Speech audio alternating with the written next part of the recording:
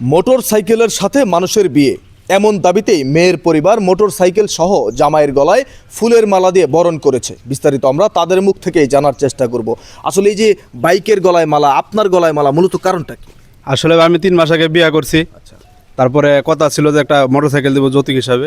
তো ভালো কথা, আমাকে দাওয়াত করে নিয়ে আসছে, খাওয়া দাওয়া করলাম। এরপরে বললাম যে আচ্ছা তাহলে আমার বউ সহ মোটরসাইকেল নিয়ে যায়। কথা ছিল মানে ওর ফ্যামিলি পুরাটাই পাগল হয়ে গেছে, মানে আমার রংটা ই করতেছে আর কি, এমন একটা হয়ে গেছে, আমার বউ আমার দিব না। আসলে এই যে আপনার স্বামীকে যেই বিষয়টি আপনারা ওনার সাথে ঘটাচ্ছেন, যে মোটর সাইকেল দিয়ে ওনাকে বিদায় করে দিতে চাচ্ছেন এবং মোটর সাইকেলকেই তার বউ হিসাবে পরিচয় দিতে চাচ্ছেন, মূলত কারণটা কি? তার বউ তো আপনি। মূলত কারণ হচ্ছে ভাই, আমি ওনার বউ, আমাদের বিয়ে হয়েছে প্রায় 3 মাস। তো বিয়ের আগে কথা ছিল মোটরসাইকেল দেওয়ার। আমার ভাই, আমার বাবা নাই, যৌতুক দিবে। হ্যাঁ যৌতুক দিবে। আমার বড় ভাই ফ্যামিলিটা চালায়, তো আমার বড় ভাই ক্ষমতার মধ্যে নাই, বলছে ভাই আমি তো মোটরসাইকেল দিতে পারবো না। তারপর ওরা বলছে যেভাবে পারেন দিয়েন, সমস্যা নেই। তো 3 মাস যাইতে না যেতে অনেক অত্যাচার করে, মারধর করে প্রতিদিনই। তো ওই দিন আমার মোটরসাইকেল যৌতুক না দেওয়ার কারণে আপনাকে মারধর করে, হ্যাঁ ওই দিন মারধর করছে। সে প্রচুর অবস্থায় যে এখানে হাত পায়ে দাগ করে ফেলছে। তো আমি ভাইয়াকে বলছি, ভাইয়া বলছে ঠিক আছে তুই চলে। এখন চলে আসছি, এখন ভাইয়া বলছে দিবে না। হ্যাঁ আমি আমার ভাইয়ের সাথে একমত। ছোটকাল থেকে আমার ভাই বড় করছে, আমাকে লালন পালন করছে। এমন একটা স্বামীর সাথে থাকা চাইতে আমি মনে করি না থাকাই ভালো।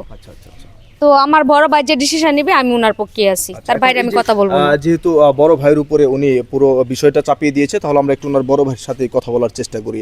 আসলে আপনি বড় ভাই হিসেবে যে কাজটি করলেন, ওনাকে আপনার বোনকে দুঃখে, যেমন আমি দুঃখে বলে এই কামটা করছি ভাই। আচ্ছা আমার বোনটারে খুব কষ্ট করে মানুষ করছি, পড়ালেখাও শিখাইছি।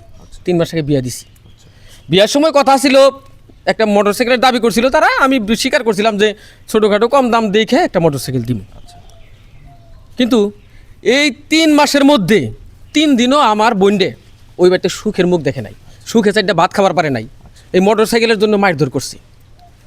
আমি লাখখানেক টাকা গোছাইছি যে ছোটোখাটো একটা মোটরসাইকেল কিনা দিমু, উনি 5 লাখ টাকা দামের মোটরসাইকেল ছাড়া নিবে না। আচ্ছা, আমার বোনটারে মাইরে কিছু থয় নাই, দেখানো যাইতেছে না, আমি দেখাইবার পারলাম না। তা তো অবশ্যই, যেহেতু উনি একজন নারী, ক্যামেরার সামনে আপনার নাই হ্যাঁ। দেখে, জি বলেন, আপনি বলেন। আমি ভাই হইয়া আমি বোনের কষ্ট সহ্য করবার পারি নাই। শেষে ও কি করছে, মারধর করে ওই বাড়ি থেকে আমার বোনটা তাড়াই দিছি। আমার বোন আমার বাড়িতে রয়েছে। তখন চিন্তা করলাম যে এর একটা সুরাহা করে একটা বিহিত করি। ওনার ফোন দিছি আহার জন্য, এই যাইছে আইসে মনে হয় মোটরসাইকেলের দিকে। আমার কথা হইল এই লোকটা আমার বোনরে ভালোবাসে নাই, ভালোবাসছে মোটরসাইকেল। স্বপ্ন আমার বোনটা নিয়ে তো দেখে নাই, মোটরসাইকেল নিয়ে দেখছি। তাই আমার বোনের লগে না, ওর সংসার করা উচিত এই মোটরসাইকেলের লগে।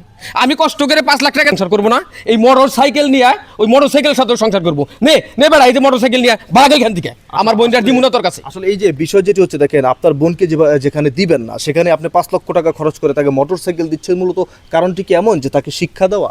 হ্যাঁ, তাকে শিক্ষা দেওয়া আর আমার মনের যে জ্বালা, মনের যে ক্ষোভ, এই ক্ষোভ মিটানো। আচ্ছা আচ্ছা, দর্শক আপনারা দেখতেই পারলেন আজকের ঘটনাটি।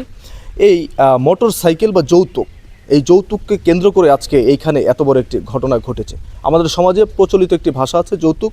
বিয়ের কথা উঠলে সেখানে আগে ওঠে যৌতুকের কথা। এই যৌতুকটি থেকে আপনারা সবাই বিরত থাকার চেষ্টা করবেন। যৌতুক নেওয়াও যেমন ভালো না, দেওয়াও তেমন ভালো না। এটি কোনোভাবেই যুক্তিসঙ্গত কোনো বিষয় হতে পারে না। একটি মেয়েকে তার বাবার বাড়ি থেকে জন্মের পরে লালন পালন করে যুবতী করে আপনার কাছে বিয়েও দিবে, তার সাথে টাকাও দিবে বা মোটরসাইকেলও দিবে, যৌতুক দিবে।